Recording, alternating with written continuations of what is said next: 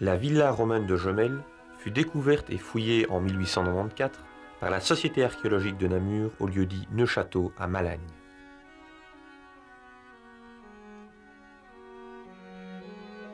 Vers 50 avant Jésus-Christ, la Gaule est conquise par les armées de Jules César. Commence le processus de romanisation, entendu comme apport de l'avance technologique et culturelle sur la culture indigène. Le réseau routier, échelonné en plusieurs étapes, relie les bases militaires qui deviennent en l'espace de quelques décennies des centres civils. Par la suite, la mise en valeur des campagnes se fait en fonction du réseau routier. Coincée entre le Condroz et l'Ardenne, la Famenne, pauvre par son sous-sol, en majeure partie schisteux, constitue un passage naturel pour les Romains. Mais ceux-ci ne s'installeront que très tardivement après l'exploitation des zones fertiles sur les axes militaires. Dans les campagnes, un nouveau mode d'exploitation se met en place, la villa. Le mot villa désigne une exploitation agricole des 4 premiers siècles de notre ère. C'est un modèle de ferme qui est caractéristique de l'exploitation des sols dans nos régions. C'est un modèle qui vient apparemment de Méditerranée, mais qui se transforme ici et qui s'adapte aux régions du nord, des provinces du nord de l'Empire. La grande différence entre les villas, les exploitations agricoles plutôt des régions méditerranéennes et les nôtres, c'est surtout l'absence de cours intérieures ouvertes. Alors qu'ici, les bâtiments fond bloc sont plutôt des bâtiments allongés, souvent construits sur un plan standardisé.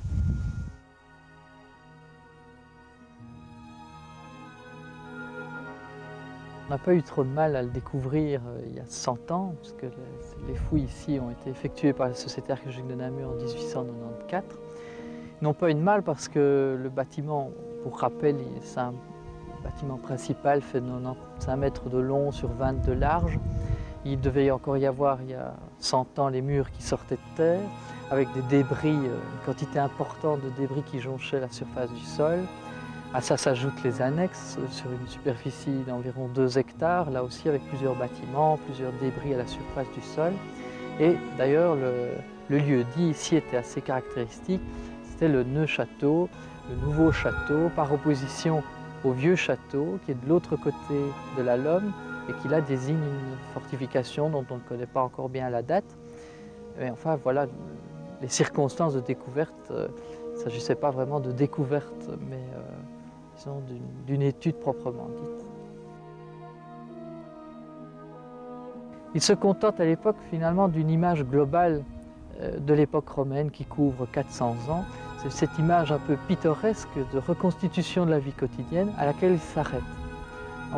D'où l'importance des objets, des découvertes sensationnelles, au détriment finalement de la réalité sociale et économique envisagée dans une perspective historique qui couvre 400 ans finalement.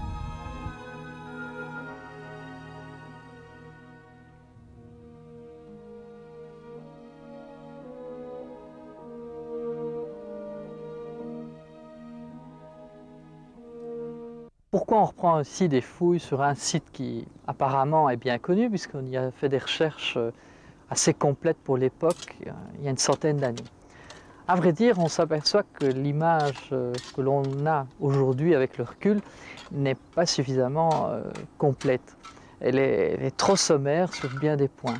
On ignore par exemple les étapes de construction de la villa. On ignore également finalement quelle était l'activité principale, quelles étaient les ressources de cette exploitation agricole fort importante. C'est une des plus grandes que l'on connaisse ici dans la région. Elle figure finalement parmi les 10 plus grandes villas connues en Belgique. Eh bien, toutes ces questions-là finalement ne préoccupaient pas du tout les chercheurs à l'époque.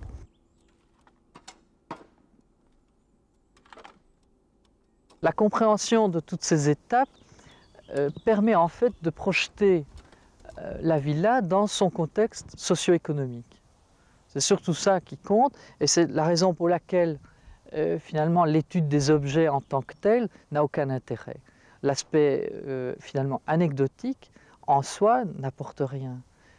Prenons le cas ici par exemple pour des coquilles d'huîtres, au-delà de l'aspect sensationnel de retrouver ici, à l'emplacement de l'habitation principale des coquilles d'huîtres, c'est évidemment tout l'aspect économique, toute l'infrastructure routière, tous les échanges économiques entre la mer du Nord et ici l'Ardenne ou nos régions par exemple.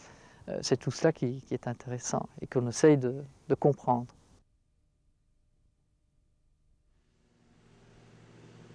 Les fouilles de 1992 se sont attachées à la partie moins bien connue des villes, la cour agricole et les annexes.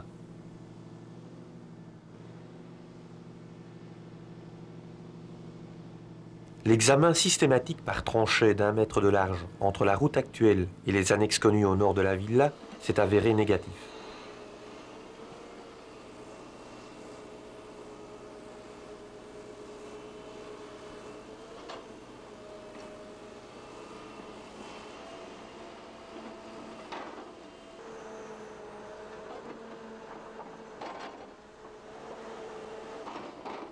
L'examen de la cour agricole par des tranchées de 20 mètres de large sur 100 mètres de long à l'est du bâtiment principal avait pour objectif de préciser la fonction de l'espace décelé au XIXe siècle, baptisé enclos à chevaux.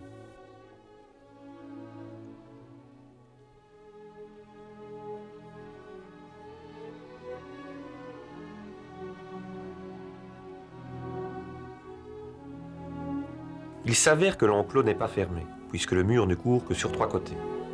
Si près de l'habitation, il ne peut s'agir d'un enclos à animaux. Les Romains étaient sensibles aux nuisances de ce rapprochement.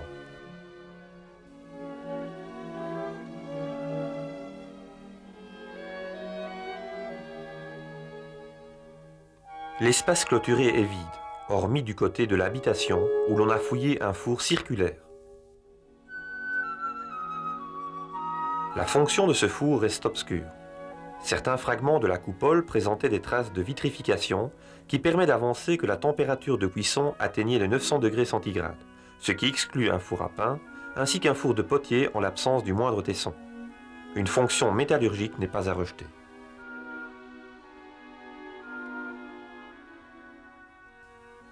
Au-delà du mur, vers les annexes, on a trouvé une batterie d'au moins 5 foyers comme ceux d'une forge qui ont servi au travail du fer, que l'on peut situer au IVe siècle.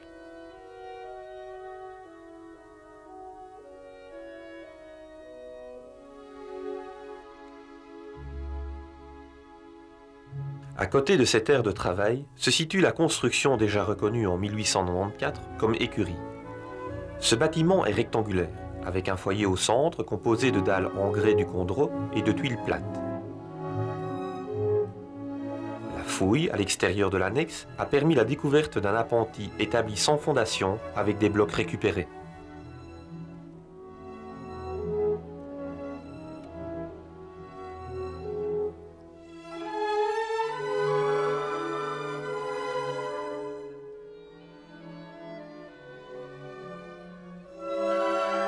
L'annexe reconnue comme maréchalerie au siècle dernier met en évidence 2 étapes de construction.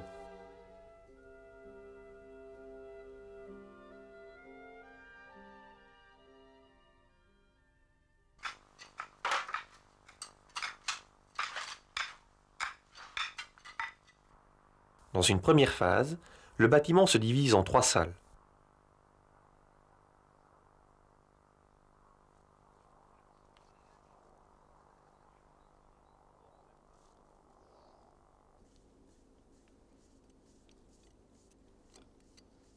Après, on construit une nouvelle façade à 1 mètre de la précédente, se dotant d'une nouvelle entrée.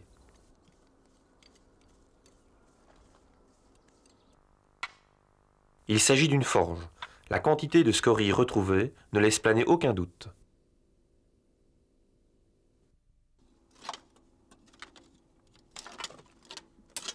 Les fouilles du bâtiment principal, débutées en avril 1993, ont permis de mettre au jour le complexe balnéaire avec ses pièces chauffées par hypocauste, le chauffage par le sol.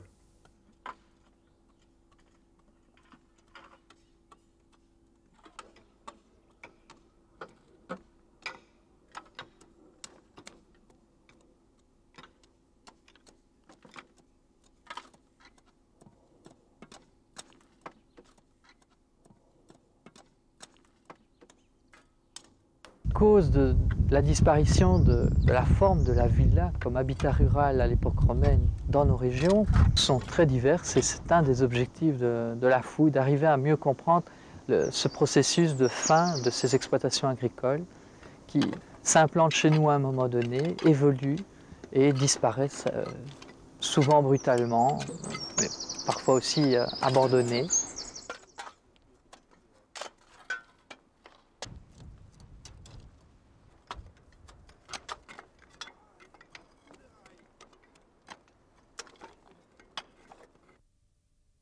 Grâce au dynamisme du ministère de la Région Wallonne, division des monuments, sites et fouilles, des campagnes de fouilles ont été programmées avec une équipe de 8 ouvriers et un archéologue.